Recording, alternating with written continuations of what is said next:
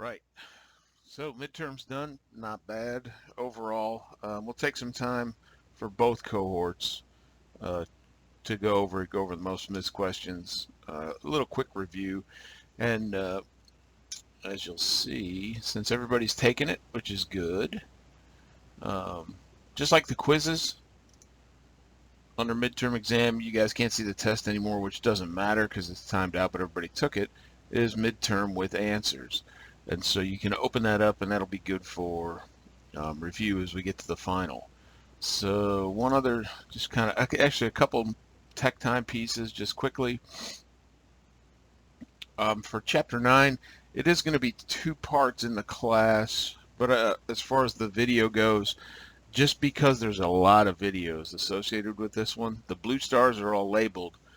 But for you guys, cohort B, this video is just going to be a single one, and it should be, I don't know, 45 minutes. I always say that, and it's longer. The other thing, tech time wise, 2 things actually. Student presentations. Under this folder now, we've got those sign-up sheets. So we'll have the pencil copy in the classroom if you need to check, what topic, when it's going to be presented. But those are also transcribed here, so you can open them up through Blackboard, and it lists all the names, what your topic is, what the date is. I also put in there a set of, I call it generic slides for student use, and so you can use these as kind of a starting point if you want to build your presentation. And so you can open them, download them, you can copy these into Google Slides. I know they've been used before. But they set up for kind of a template. So you would go in and you could use these and then just type your topic, the 3 or 4 presenters, the date, etc. And then I would put a picture in there as well, something associated with the topic itself, the Missouri Compromise, the publishing of Uncle Tom's Cabin, Lincoln's assassination, etc. So that's there for you. And then the second slide would be your agenda slide. And this, I try to describe it. Here's where you tell the audience, here's what we're going to talk about. Here's our main points. And so again, you can overtype these. This I would delete and then just go with main point 1 and actually type out what it is. Don't just leave main point 1. Put on there, if it's Lincoln's assassination, main point 1 might be there were multiple plots to either kidnap or kill Lincoln well before it actually happened. The events that led up to it, and then main point 3 maybe the results, because usually that's the most important thing of all these topics. Any one of them you're going to cover: Missouri Compromise, Uncle Tom, Dred Scott, Lincoln. It's the results, what comes of it, that is the most important. And so I would put those down as main points. And you can use that who, what, why, where, when, how to kind of divide up who's going to cover what. But then I would actually describe what those points are. Like if you use who, the people involved, right? And that's all you would put on the agenda. You're not going to list them out, because then when you get into the actual presentation, this is where you expand on those main points. So this agenda is really an overview. Here's what we're going to talk about today. And then at the end, we'll have a summary slide, probably a summary video of 2 or 3 minutes, any questions, and then references. And then from that point, you jump into your presentation. And so the question becomes, well, how many slides do I need? Well, it's not a slide count. It's more of a time. So those first couple are going to be quick. Your main points are going to be more in depth. So for a 20-minute presentation, probably somewhere around 15, 18 slides. But again, a couple of them will be quick. And then at the end, the summary slide, the questions, and the references, those will be quick. So the bulk of your time is going to be here, really fleshing out those main points, right? And use bullets, sub-bullets, but don't put a million words on the screen. Just do it simply, and if you need to add more slides, do it, because they're free. Summary, here's where you tell them what you told them. And guess what? The summary looks just like the agenda. Here's what we talked about today. Again, I would delete that. Just hit those main points that you used in the presentation. Here's what we talked about: the lead up to, the people involved, the results of, whatever it was. You can leave these off because you're at the summary at this point. And then I put in there, just as a reminder, because you're up there, you're a little bit nervous. You want to have a slide that reminds you, okay, time to ask, hey audience, do you have any questions? And you'll be surprised, you usually get 2 or 3 from the audience. And then the last slide, what I put up there would be the reference slide. So to say, audience, any questions, click, and then just leave this up there. And all you need for the reference slide is the websites, the web pages that you used. If you do use a textbook, go ahead and put the kind of MLA reference, but it doesn't have to be perfectly formatted MLA. Don't worry about that. Okay, so that's there for you guys if you want to use it. And then the last piece of tech time, kind of like the quizzes and tests, instead of going through and writing into your Constitution worksheets, and most of you used up a good portion of each block, which is good. What I do is put in a key. So that's an actual worksheet that I did myself, and that would also be useful as far as reviewing for the final exam. So you can look at the grade that you got in my grades was really had to do with depth of answer, and everybody got A's and B's on it, so you guys did pretty good. You can see if you open up mine, it's a little more involved, but not hugely. So that's the way, if you want feedback on your Constitution worksheet, just take a look at the key, and again, useful for mid-term or final exam rather review. Okay? Because we're halfway through this course, 2111. We get to the end, take a little pause, and then we roll right into 2112, the second half, post-Civil War to the present. Okay?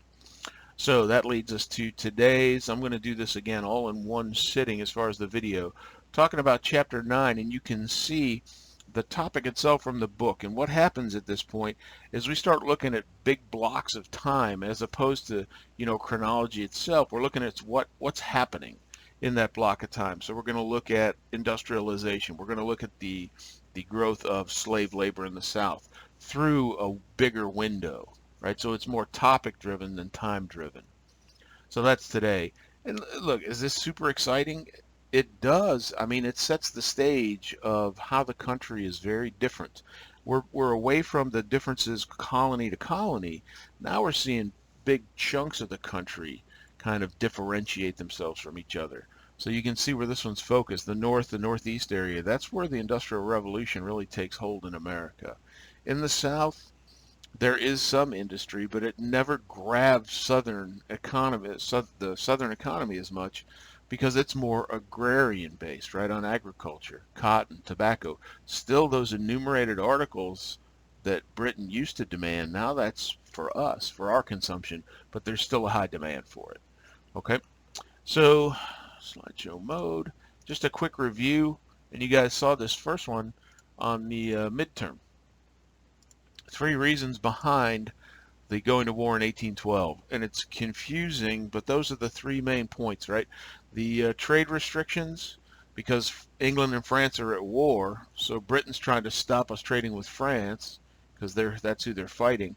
This impressment of U.S. sailors, capturing U.S. sailors and making them work on British ships, and then this kind of semi-covert support of an Indian insurgency, the natives fighting back against some of those non-intercourse act trading initiatives that the U.S. put forward.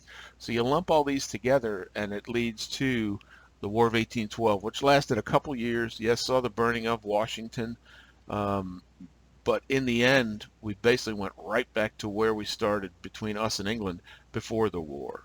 So the only people that really got hammered by this were the natives, which is kind of normal in the way things go.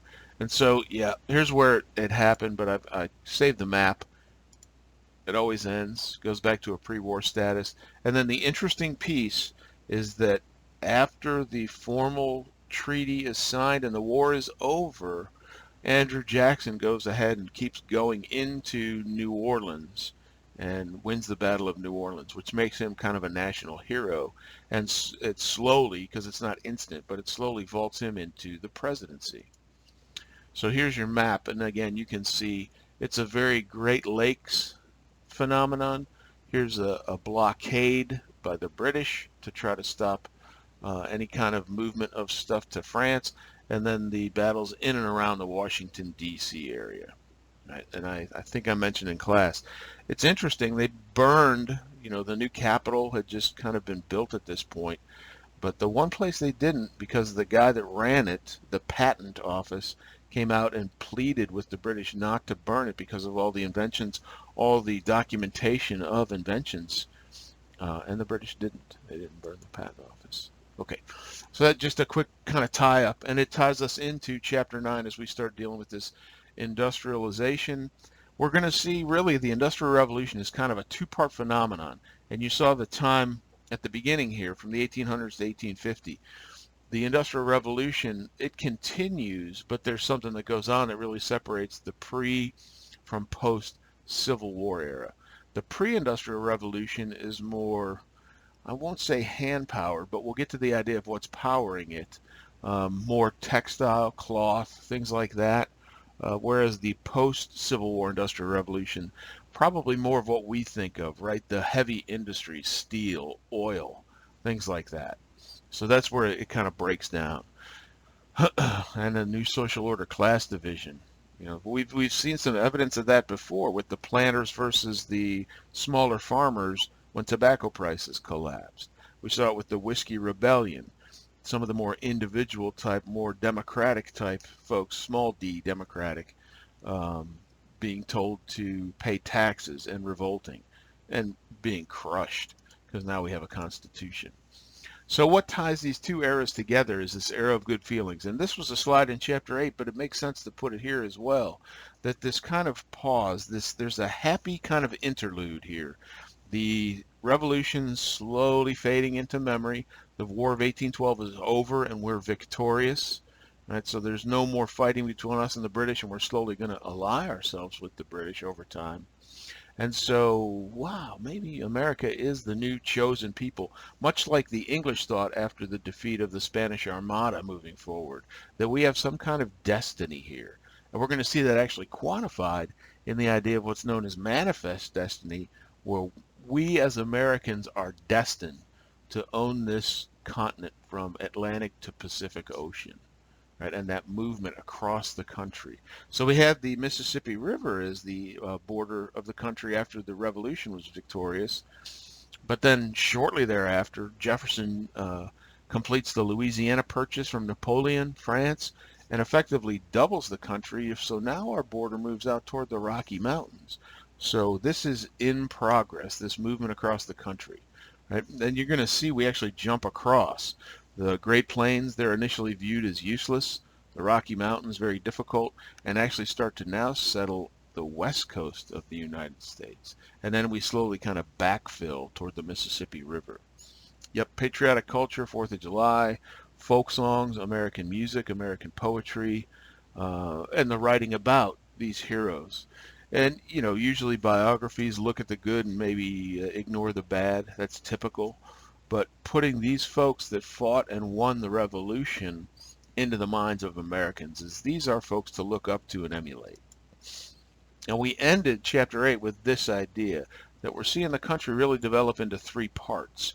And what we're going to see over time now as we move out of the era of good feelings, slowly clouds start to gather on the horizon of America. And primarily it's over the issue of slavery. But now, for this point at least, we see kind of the blue circle is the industrial area. And again, that's primarily textiles at the beginning. We have more of an agrarian, but corn, some wheat, things like that here.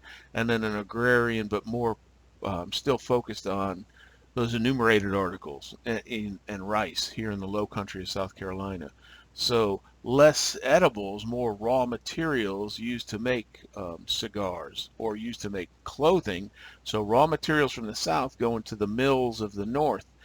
And that reminds us of that idea of, remember when the raw materials were going from the colonies over to England, because England really starts the Industrial Revolution, and then the manufactured goods coming back. Right? And so who gets the short end of the stick here is usually the producers of the raw materials, because yes, they get some money for sending bales of cotton north, but when those are made into shirts and pants and things that are useful, they come back and they're more expensive.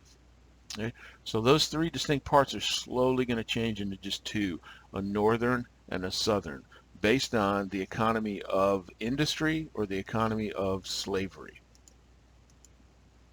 Yep, so one more piece of this era of good feelings, and it kind of spells the beginning of the end of, but James Monroe, right? Another Virginian, right? Virginia, boy, the home of presidents. And we saw in the map, if you will, the timeline of political parties, that the Federalist Party, which was originally the only party, because there's no uh, two-party system or no political parties at all mentioned in the Constitution, but the Federalist Party is dying out. We saw Jefferson and the Democratic Republicans, soon to become just the Democratic Party, out there, and then we'll see the Whigs, Republicans, and so on. But so at this point, with the dying out of the Federalist Party, Monroe runs and has no opposition in 1820. Imagine that. Run for president with nobody running against you. I guess you can figure out who's going to win that election. Okay. So this politics of calm. Things are calm. We're in kind of the glow of the revolution, yeah, 1812, expansion with the Louisiana Purchase now. And so the country's more focused on industrializing, of boosting the economy, on expanding westward.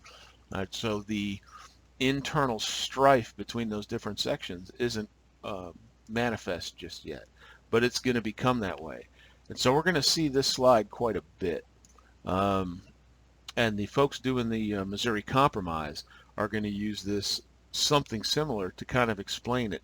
And look, a little bit of the cat out of the bag, but there's a line being drawn here. And what happens is, as we get into the 1820s and beyond, there's a balance of power going on. And you can see it's between free states and slave states. And so I'll leave it at that.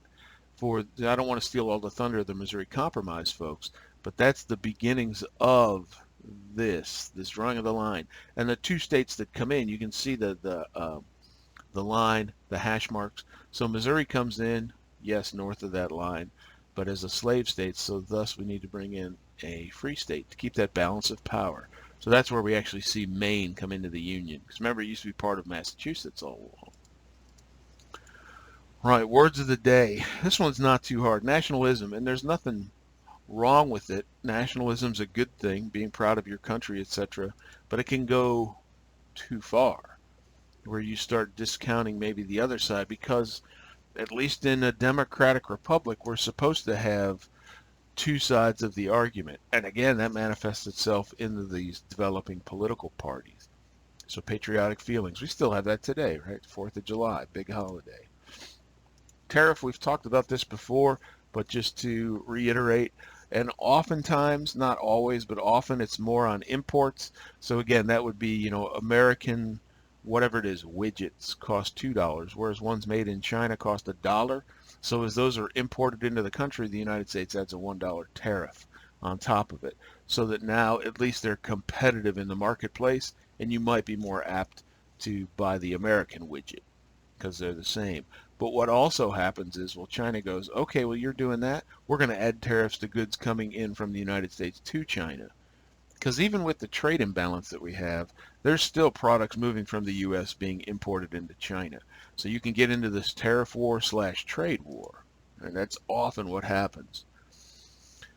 This idea of a doctrine. One of the first ones we're really going to spend time on is the Monroe Doctrine, okay, from President Monroe. It wasn't actually written by him, but he happened to be the president, so he got his name stuck on it. But as we move into 2112 and the more recent era, we're going to see a bunch of different doctrines from Nixon, from Jimmy Carter, from Ronald Reagan, from W. Bush.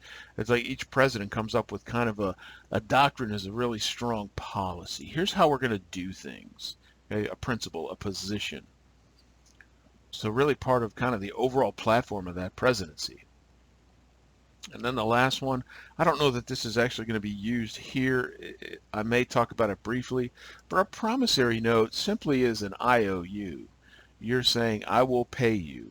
And oftentimes, like a car payment or a house payment, it's due each month, and you're paying a small portion of the overall.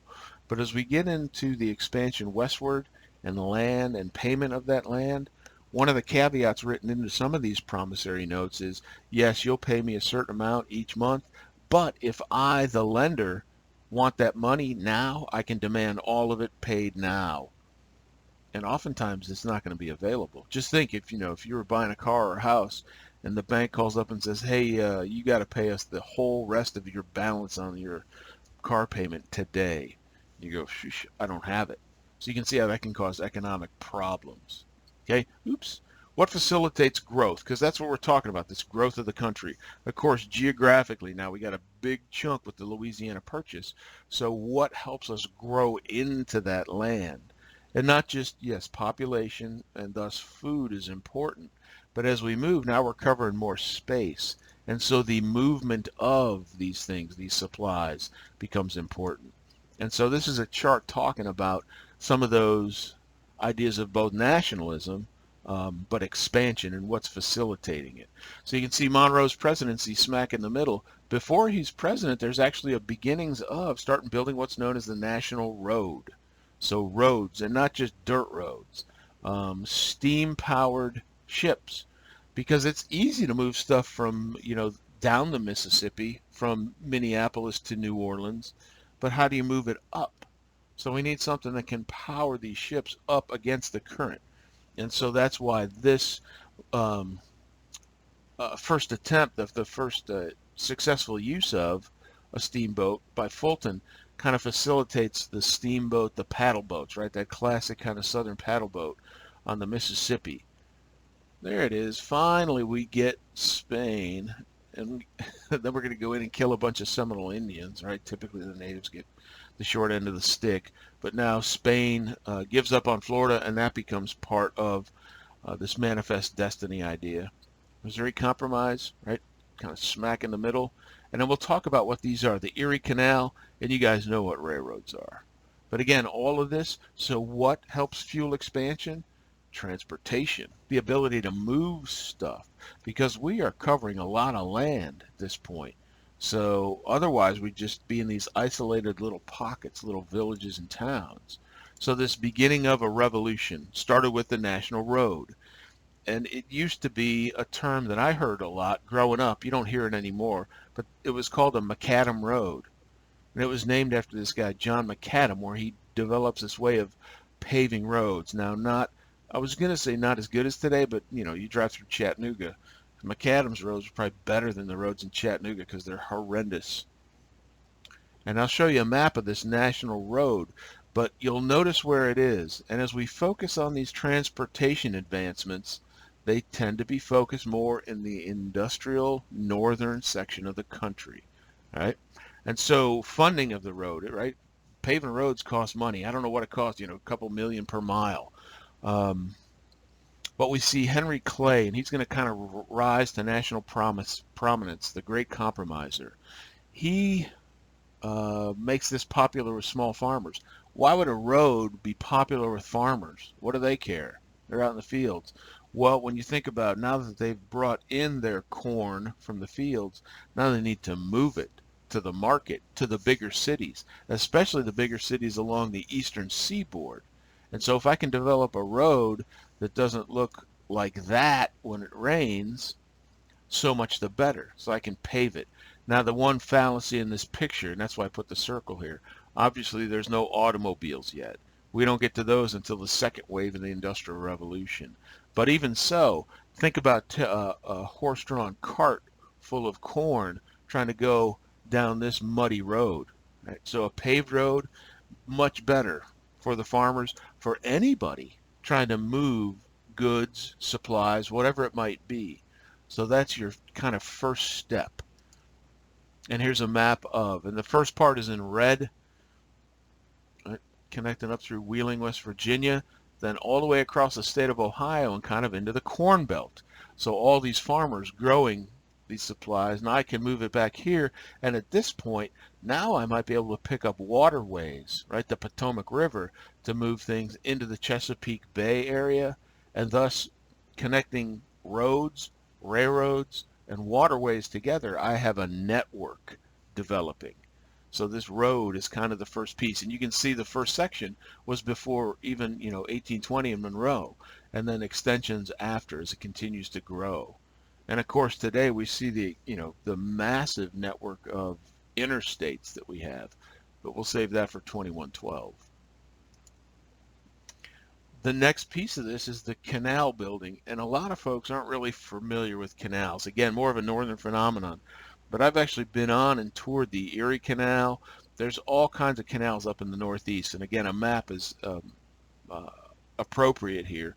But here's the idea behind it. It's a man-made river, effectively. So it's labor intensive, right? You've heard of the Panama Canal. That was dug out, but it also used some of the natural lakes and waterways, because why dig if I don't have to? So the Erie Canal connects the Hudson River north of New York City to Lake Erie in the Great Lakes. And again, now I connect the Great Lakes area back to the eastern seaboard. Okay? Paid for by New York State, and it's expensive. Sure it is, because it's manual labor effectively building this, but it's so used that it pays for itself, because you're paying a fee to use the canal. You're like, well, hell, I'll just drag it across. Well, are there roads? Because we saw the national road was it for a while. So I got muddy roads, or I got a canal that's much quicker, and I can move my goods faster and more of it. Right? And so they're flat boats because they're not deep. A flat bottom boat has a very shallow draft, um, and it's pulled by mules. And they had stations along the way. So I'll show you a picture of it. And it cut cost of transportation big time. So that's kind of why it paid for itself, because so many people started using it. And because of the success of the Erie Canal, kind of the grandfather of them, the canal building boom starts.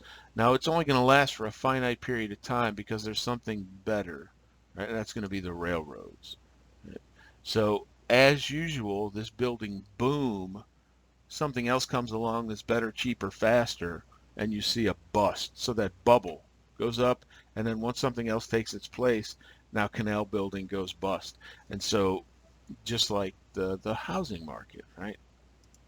It seems to always happen. Overcome by what? Railroads. So here's kind of this is a touristy version, of course, loaded up with people, but you can see the canal. So they dig this out, and it connects bodies of water, so it naturally fills up. And they have to develop what are called locks. They're hydraulic steps, because there's different levels to the lakes and rivers, etc. And we'll actually see those in action. We're going to take a ride through the Panama Canal virtually in 2112, and you'll see these locks in action. They're pretty interesting. And so you've got a mule with a rope, right? A team of mules, and they just go along this path and pull it. And there's, a little rudder on the back, so it doesn't just drag the barge into the bank. And they stay here, and every so often these guys would stop, let these mules rest, and get a new team, hook them up, and keep going. So pretty effective, pretty efficient. And here's your Erie Canal. I almost said Panama Canal. And so the Hudson River up through Albany, New York. If we went further south, you would see New York City down here. And so we connect and use some of the natural waterways and lakes associated with this pathway, because if I don't have to dig, so much the better. And now I can connect the tip of Lake Erie, Buffalo, and now that connects me all the way back to Chicago and some of these growing Midwestern cities. And now I can move stuff from that area. If I can get it up to the lake, I can move it across the lake to the pickup point at Buffalo, and then now move my goods down the Erie Canal, down the Hudson River, and supply New York, right? This really explosively growing city. And then look at the overall. This is your explosion of canal building. And again, look at the focus throughout the industrial areas of the country. And so quite a few were built. And then some of these were stubs built to connect back to, say, the Erie Canal, etc. There were a couple built in the South, but not many. Right? So there's another piece of transportation: roads, canals. Right? Now railroads. And so railroads go through kind of a two-phase development. You have the development of steam power. Right? We saw it with some of the paddle boat idea, and we'll talk about those. But rail as well, steam-powered engines for rail. And so they're expensive, best for long hauls. It's tough to go up anything really steep with these early trains, so you've got to either dynamite your way through really higher terrain to make it fairly level, and often the early train systems, they were individual so that the company would build the rail and the train. And so there was no standardized, what they call gauge, the width of the track. Whereas today, that's standard. Whatever the width is the same everywhere. So I don't need different trains, different cars to go on any track in the United States. And you can see, I mean, it kind of makes sense, building it and using it for moving coal, for mining, etc. Um, and that's the issue that you see with individual train companies, is there's no standardization. Just like it's sort of, right, standardized road width. So you can have two-way traffic, things like that. And of course, some roads are more narrow than others, but that's why. But we're going to slowly, especially as we get into the second wave of the Industrial Revolution, standardize both track width and time zones. Because at this point in America's life, your time zone was really based on when the sun was overhead. And so you could have a different time zone for New York and Buffalo and Cleveland and Chicago. And that makes it really tough when you're trying to schedule train traffic on a track that has a siding so I can get out of the way for another train coming the other direction. And I get the time zone screwed up because there's 50 of them. Bam. So that's another issue with them. And again, look at the kind of explosive growth from just 1850. This is just one decade. So early on, very small, very localized train tracks.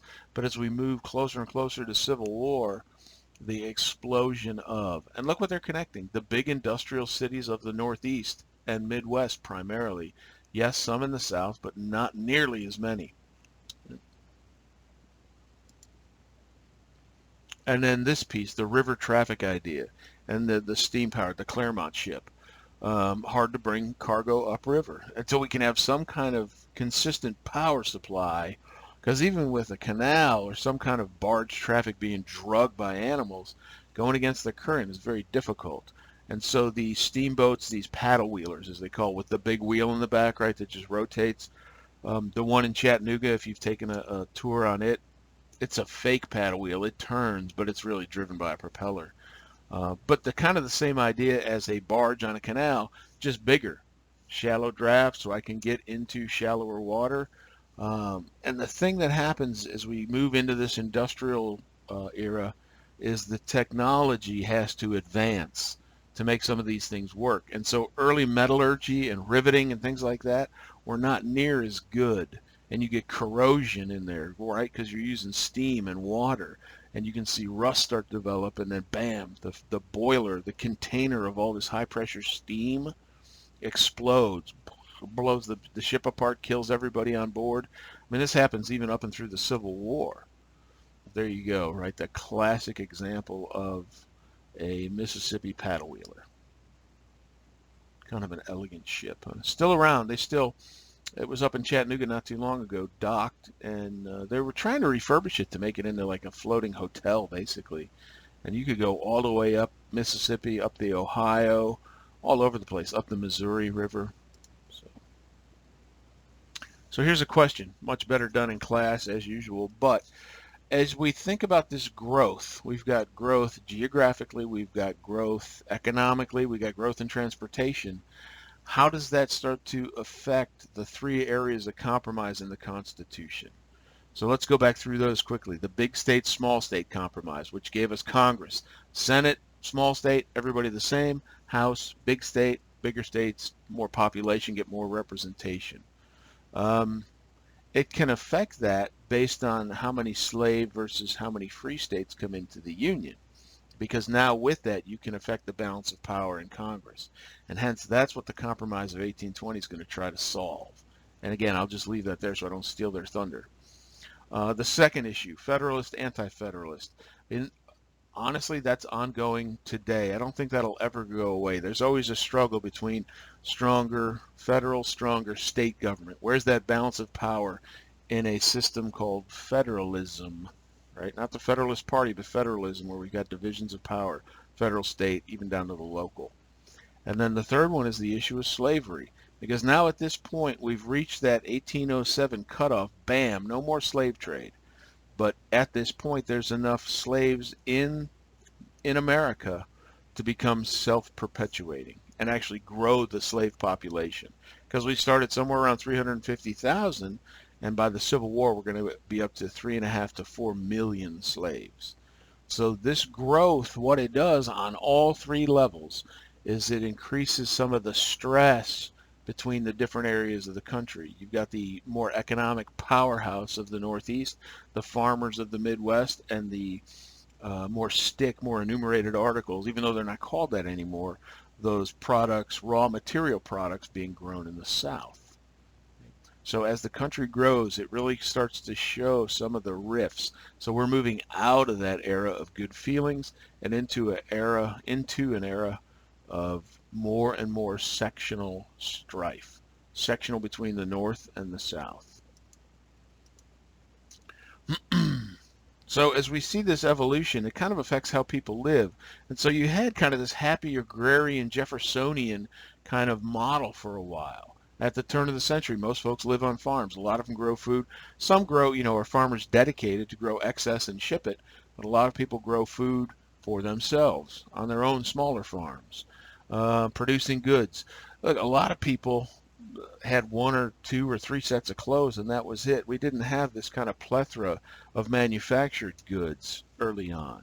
Purchased very little, very frugal. There wasn't a lot of money to be made. Some small business, yes, but how does mechanization, how does mass production change lifestyles? Well, again, we can't discuss it, but when you start mass producing goods, what does that do to the availability and the cost? Availability goes up, cost goes down. So now some of these goods that might have been thought of as luxury goods way back are now available cheaper, more readily available to folks with modest incomes.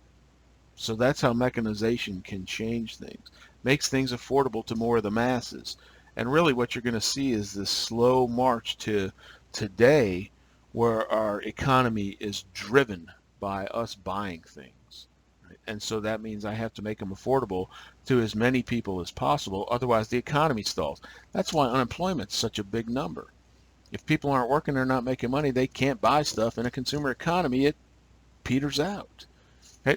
And I've mentioned this, we're going to talk a little bit more kind of quickly about textiles, because clothing is, in a sense, one of those Maslow lower echelon food, water, shelter idea, basic necessity. Making it by hand takes a long time, and thus it's expensive. So if I can mass produce thread and then mass produce cloth through a loom, now I can make cloth and sew it together at a much cheaper, more rapid fashion. And so that's what a lot of the videos here are going to talk about. Okay, so early on, yeah, not a lot of clothes. You sewed them up if they ripped. You kept fixing them until they basically fell apart. All right. England does start the Industrial Revolution, and it starts in textiles, in cloth. But in England, instead of cotton for cloth, they had wool. All right. Yes, they import some. They get cotton from the U.S., from the South primarily, and from India and other places. And so they make yarn, thread, and weave that into cloth. Wool producers, yeah, they're not as, the word's egalitarian, it wasn't as spread out, right? They had some very strong, powerful wool owners, kind of like media companies today, a few very powerful. Cotton not viable commercially because it was too much work. Because picking cotton, one, if you've ever done it, the husk, if you will, the external part of the cotton ball, the fibers, is pokey as heck. And then once you do get the cotton off of the plant, now inside that cotton is the seeds, and I have to sit and manually pick those things out. And it takes bloody forever. Whereas wool, bzz, you shave it off and there it is, ready to go, right? You comb it out, get any burrs and things out of it, and it's ready to go. But slowly we're going to see cotton become more economically viable, primarily from one single invention. So with this, England is the inventors of the starting of making textile machines, something that can make it in mass, at cost, and now I can start selling it to the masses because I'm moving away from the homespun style. And so I'll show you a picture of, and if you want to watch the videos, they're all labeled. They're all short, a couple minutes, but what a spinning jenny is and how long it would take to make one spool of thread that now I have to go to a hand-powered loom and loom into fabric. Very time consuming. So this guy, Richard Arkwright, this water frame was the name of the invention, and you'll see it's, if you watch the video, it's a big frame, but it takes a bunch of these spinning jennies, like 90 of them, effectively puts it on one big machine, and so I up the rate of thread production by 90 times. So you can see how that can make the price cheaper. What does that do for the demand for wool and eventually cotton? Skyrockets, right? Okay. And now I start to see the development of factories, and I need workers to work in these factories. Okay. So there's your kind of classic spinning jenny. You see them now for decoration mostly, but it's a wheel that's typically foot driven. There's a pedal, and oops. That's what these two videos down here, these are the actual, like, a spinning jenny. The woman's from Scotland, so you got to love her accent, right? But she shows how it works, and you're actually teasing out the thread, and this thing, what it does is it spins the individual fibers, twists them up into a thread that's much stronger than just the raw material. And then the second one is using the power source that becomes primary in the first wave of the Industrial Revolution is water power, to run a mill, to grind meal or corn into meal, to run a saw, all kinds of things. And all I need is some kind of water power to drive a wheel to drive all that machinery. These upper ones are just kind of funny. It's from a silly movie, and then How to Make Haggis, that very Scottish of foods, right? Yeah, I like it. It's kind of gross. My wife hates it. And so here's what we do with the thread. Now we put it into a loom. And so you have a series of threads going one direction, and then you run what's called a card through it the other direction, back and forth. And each time, wham, you slam those fibers together. And so what you develop is this cross weave pattern. And that's what makes your cloth. And by doing that, by slamming that cross piece together each time, it helps compact that weave. So I don't have this loose falls apart when I cut it weave. Now I've got something I can work with and cut and sew and manipulate. And so here's Arkwright's water frame. And yes, this is an actual picture of, this thing was so valuable to England because they had a corner on cloth making at the time that it was illegal to write down or copy the patent for the water frame, and you were not allowed to take these plans or even the ideas of these outside of England. Now, of course, somebody does. Somebody sits down and memorizes this thing, brings the plans over in their head to the United States, and we start building them as well. But that's what these series of videos, look, I find them interesting, right? Because this is the first movement to industrializing. The water frame in action, the how we loom it. This is this show called Connections. This jumps way ahead, but actually building a loom that would make complex patterns leads to our computers of today. So something like this, how does that become a computer? Watch it. It's 5 or 6 minutes. And then lastly, just a little intro into how steam power is used for trains or for paddle boats to push a piston back and forth that drives some kind of rotary, either the drive wheels on a train or the paddle wheels on the back of the boat. Okay, so you're a worker early in this industrial revolution. You've been hand looming or hand spinning all this material. What's your reaction to these machines? Because they're going to take your job unless you cross-train. Because now with the machine, it's doing the work of 90 people that would work on a spinning jenny, potentially. So the reaction is this, and we still see it today. They're called the Luddites, or the Luddites is how the Brits pronounce it, and the video explains who they are. But they were these English workers who were like, man, I'm losing my job. I'm losing my ability to provide for me and my family. So they went in and smashed all these machines. Now, did that stop the Industrial Revolution? Of course not. It showed their anger about it, but they were just rebuilt. And so that reaction, we see that today. I see it, especially with like my parents and people that are older, this resistance to, this almost hatred of technology, right? And watch 5G technology, how that's going to change things when we have self-driving trucks and we don't need 18-wheel long-haul drivers anymore, you're going to see a Luddite type reaction. I guarantee it. Oops. People opposed to increased industrialization or new technologies. Still happens today.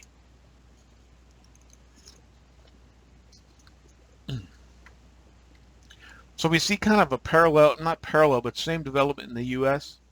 later than England. We get on the kind of our first wave, but it would have been the second wave because England really started this whole thing. And the same thing happens here. Machines powered by water, a water wheel, and then later by steam, need for factories, need for industrial workers. And this work is not what you would call stimulating, right? You're doing the same thing over and over for 8, 10, 12, 16 hours a day. Not 8, not then. And probably 6, even 7 days a week. Maybe you got Sunday off or half a Sunday off. And so we start to see this development of, we have chattel slavery, human property in the South, but as we move towards Civil War, the South throws back at the Northern industrial workers, oh yeah, well you're just a wage slave. You're no better than chattel slavery. You're just working for wages, and in fact, you're not as good because we take care of our slaves, food, water, shelter. You're just working for some big industrialist, and if you get a phone call, pause. If the mill owner decides he doesn't need as many people, or let's say it just closes because of competition, now you're out on the street, Mr. Wage Slave. But the difference is a wage slave, if you want to call them that, and an industrial worker, and their conditions are brutal at the beginning of the Industrial Revolution, no doubt, all the way through really until almost the turn of the century to the 1900s. But they still have the ability to say, I quit. I'm not going to do this. I'm going to go out and fend for myself. Maybe I'll go out west and start a farm. So that's an option that the chattel slave doesn't have. So that's my argument against the idea that they were the same. They weren't. Yes, these conditions were harsh, but I could always say, hey, I quit. And here's a guy, Slater, that memorizes the plans I mentioned. Right? Parliament said, thou shalt not. Well, he did. And he brings the plans for the water frame over to the United States so we can start doing that. Okay. So capital of U.S. industry up in the Northeast. And we saw that start to develop with the triangle trade routes focused on Boston, New York, in that area. And so we see that is where the beginnings of the Industrial Revolution start as well. Some inventions, right? Continuous operation flour mill. What's the place? It's like going over toward North Murray High School. Prater's Mill is a mill on a waterway that had a giant water wheel driving something, whatever it was, a mill to grind the raw grain into flour. And now I can put that out and people can use it to bake with. Eli Whitney, we're going to see him again. He comes up with an idea that really puts slavery back into motion for the South. But his first kind of idea is interchangeable parts. So if I break something on a machine, all I need is get that same part. Think about cars today. I need a new wheel bearing for my Volkswagen Beetle. You go to the parts store, it's interchangeable. Bam, you put the new one in where the old one was and you're good to go. So it's not as good as it is today, but that idea. And then mass production. Then I'm able to produce so much more in the way of goods. And these inventors start to become national heroes, and we'll see that continue up through Edison, Tesla, Alexander Graham Bell, the Wright brothers. Okay, and so the other piece of this that we see slowly coming online is an education system. We need people smart enough to be able to build, work, invent, fix these machines. Now, not you lower class mill workers that all you do is feed the cloth, but folks on the industrial side, the engineering side of the equation, right? I asked this in class, what comes to mind? To me, cars do, and so do guns, right? That if I break something like the trigger, I don't have to get a whole new gun or have somebody manually make it for me. I just get a new piece and swap it out. Clocks come to mind, right? Stamping out these pieces. So that's my thought. These are just some examples. So what? So I don't have to have craftsmen. I can just have a machine, bam, stamp out that part that I need, and it's sitting there. In fact, it's sitting there in a pile of 100 of them, so I can keep putting them out there. So quality of workmanship probably goes down a bit, but I have interchangeable parts, and it helps with cost down, availability up, more available to the average person. Okay, what does it do to skilled labor? Right, that Luddite effect. They slowly, now there's still some of it, but less and less of these silversmiths because it's more mass produced. Not as fancy, not as cool, I guess, but cheaper, much more available. And so who were these folks?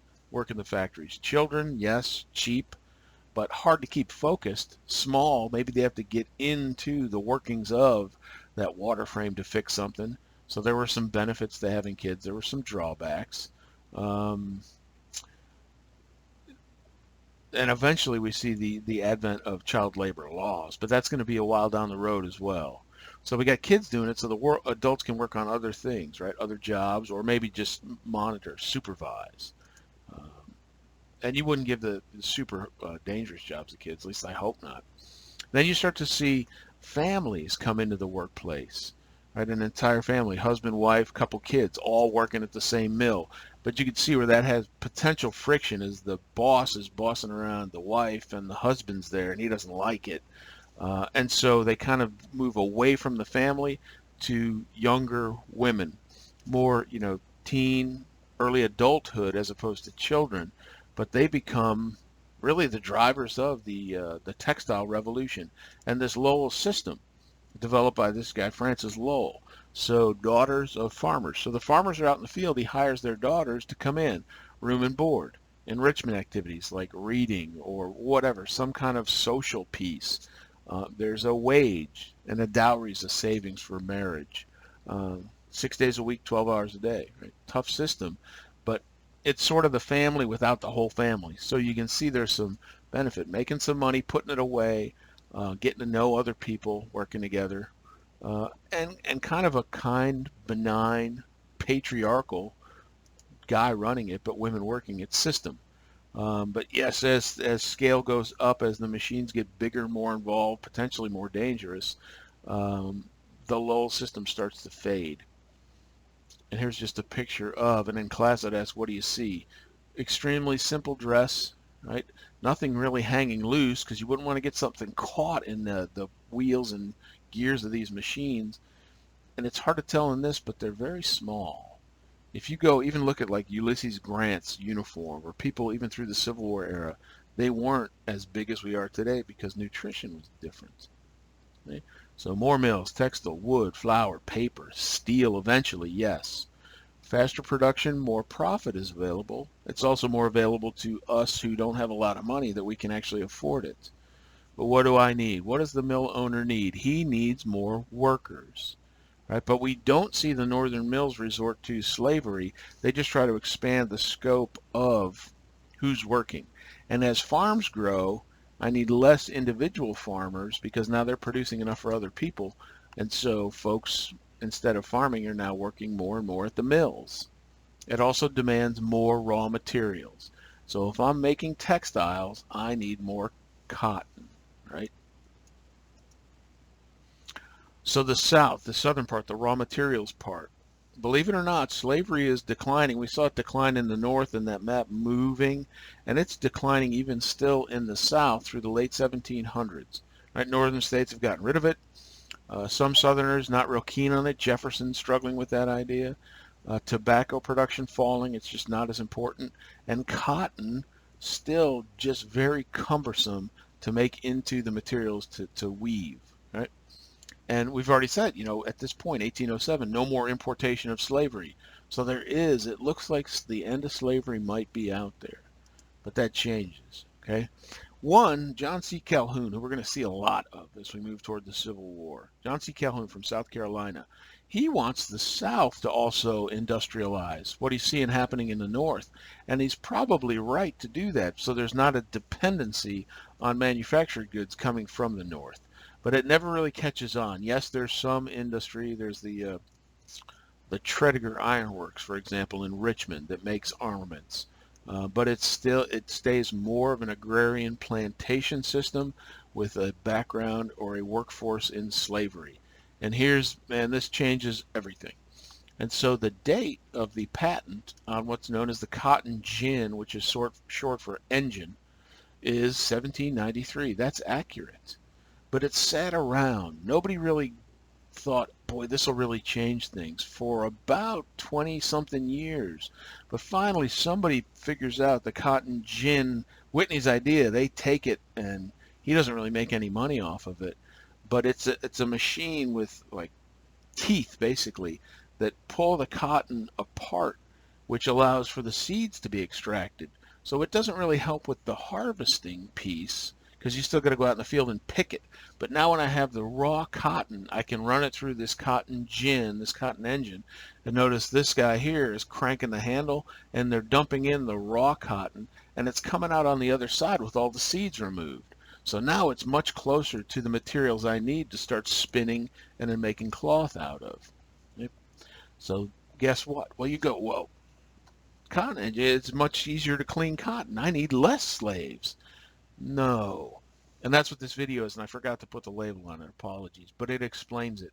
If this machine is much better and quicker at cleaning the cotton, I can produce more. It becomes much more useful to northern textile mills.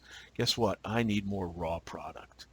And that explodes the demand for slaves because I need them to still plant and harvest and run the machines, etc.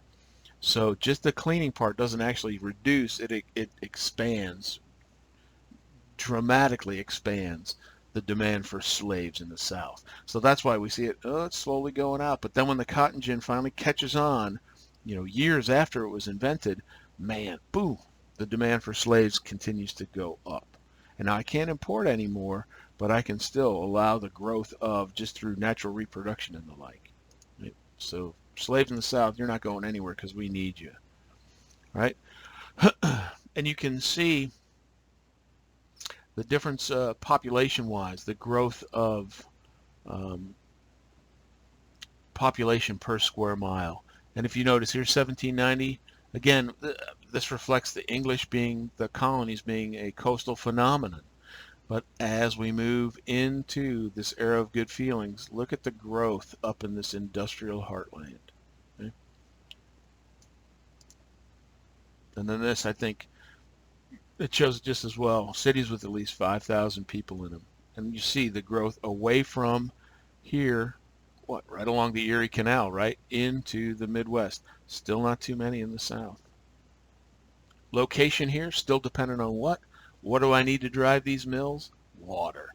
So these are all located along some kind of waterway, right? Canal or river system. All right, and the last piece. Yeah, with it being the whole chapter, it is going to be about an hour. Rapid development, the purchase of Louisiana Purchase, right? That big chunk of land that comes into the country. Holy moly. So that leads to speculation. People buying up land, hoping that value goes up. It kind of sounds like GameStop, doesn't it? There are some that are responsible, some that aren't. And you can see the federal policy on land, how much you have to buy and how much it costs. That's a lot of money. Okay? So if I can make it into smaller parcels at a cheaper price, now more people can purchase land. And if I can spread the payment out over time instead of all at once or just a year, now more people can get involved. So that kind of expands the, not land grab, but movement of people going out to buy land for small farming. Yeah? So if I don't like this mill life, I'm going to move out west. So here you go, 1804, small farmers, 160 acres at $1.64 each acre with a small down payment only. And I'm going to pay it off. Through what? Through a promissory note, a loan that you promised me. But as this happens, if I've got a lot of money laying around, I, as an investor, may go out and snap up a whole bunch of this land that was meant for small tracts for individual farmers, for families. And so what does that do? It drives up the cost, just like if everybody starts snapping up houses, big developers. Okay? And so cost goes up, inflation goes up. And this idea of a promissory note, this panic of 1819, our economy kind of runs this way still. Boom and bust cycles, greed and speculation. Every bubble bursts, land bubble, dot-com, mortgage, etc. We're going to see the railroads bust toward the end of the 1800s. And if prices go up, guess what? I'm going to look elsewhere as a British mill owner and see if I can't get cotton cheaper from one of my colonies like India. And that land speculation is built in or cooked into some of the price increase because I've got to pay for my land by raising the price of cotton. So you can see how this is kind of a vicious cycle.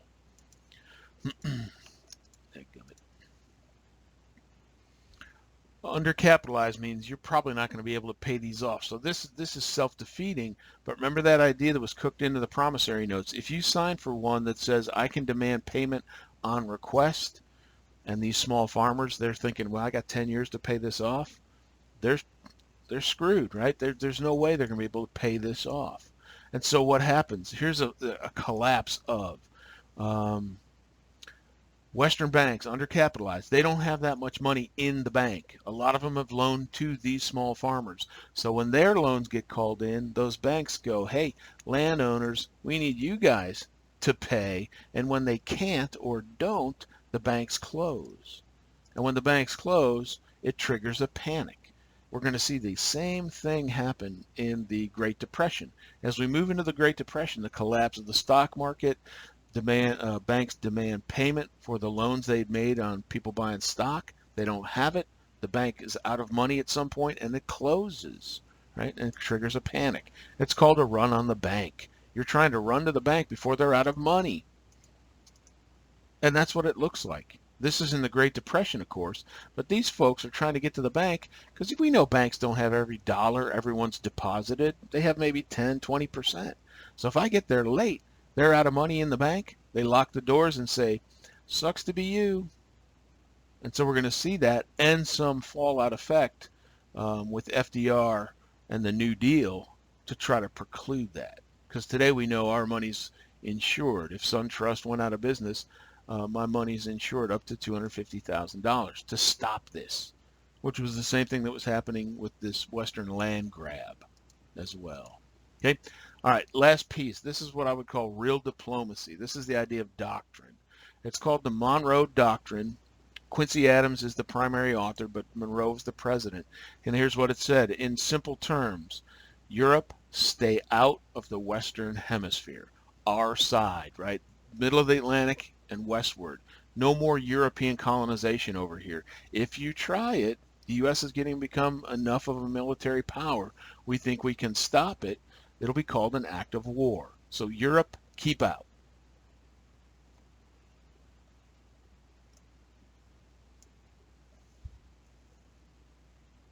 There's the actual language of it. I think summarizing it simply, European colonization, Europe, stay out of the Western Hemisphere, period. Now notice that doesn't say anything about us mucking about in the Western Hemisphere, and we will, especially Teddy Roosevelt. Okay? And good old Henry Clay, mentioned him earlier, the great compromiser. From Kentucky, helped with the national road. Still kind of a Western perspective at that point because they are out toward the West. And you can see he is working in Congress to create compromises. He tries to create a bunch of them, and he's going to be instrumental in a few of them. Big supporter of internal improvements, building up infrastructure, transportation system. Okay, and he wants to make it the American system. If we're tied together with roads and canals and railroads and steamships, then we're America writ large. Yes, we're still individual states, but we're more of a country than a series of states loosely tied together. Okay, so more big U than big S. And he helps create the Whig Party, a response to growing power in the now Democratic Party of Andrew Jackson. Okay? So internal improvements, good for everybody. That's why we still talk about infrastructure, that it's useful. Industrialists like it because there's more demand for their goods. Farmers like it because I can grow more food, move more food, increase demand for food, and get it where people want it. And Southerners like it because now there's more demand for cotton. So, boy, this seems to be working out for everybody. But remember, as we grow economically and geographically, it really illustrates some of the stresses between the sections of the country. Right? That's the point. A high protective tariff to try to keep stuff from undercutting cheaper, more mass-produced goods coming in from other countries, primarily England. And we didn't have anybody sign up for this, so this is a mistake. The nullification idea, I'll talk more about that and what that means with the idea of tariffs. So look, here we are. It was 3 sections at the beginning. Now we're becoming more 2 sections. North, more capitalistic, more industrialized. Southerners are lazy. They're making slaves do all the work. Southerners protect this kind of aristocratic culture that's been around since really the founding of the Middle Atlantic states and the Southern states. And they think Northerners are just greedy capitalist money grubbers. So you can see each side kind of pointing a nasty finger at the other side. And slavery, a powerful force. It's key to the economy. There is a lot of money invested in the institution of slavery, just, the people themselves, but the food, water, shelter piece. So the economic impact of slavery in the South is immense. So trying to eliminate it could potentially crush the Southern economy. So that's not going to go over well. And now we're going to see the parties become more and more polarized. We're going to see the Democratic Party split as we move to 1860 and Abraham Lincoln over slavery. We're going to see the Whigs split even before that over slavery and come unglued and stop existing as a party after, a 30-year run with a couple presidents. Okay? And the Democrats more in the South. We'll see the Republican Party, all these pieces coming together more in the North. Right? So there you go. That's what we end up with. And I made it blue and gray because this is a prelude to Civil War. Okay? A little long, but that was the entire chapter instead of doing 2 individual videos. So there you go, all of chapter 9. So cohort B, we'll pick up chapter 10. We'll do a little review on this and then chapter 10 in 2 parts Thursday and Friday in class. All right? So I will see you guys then.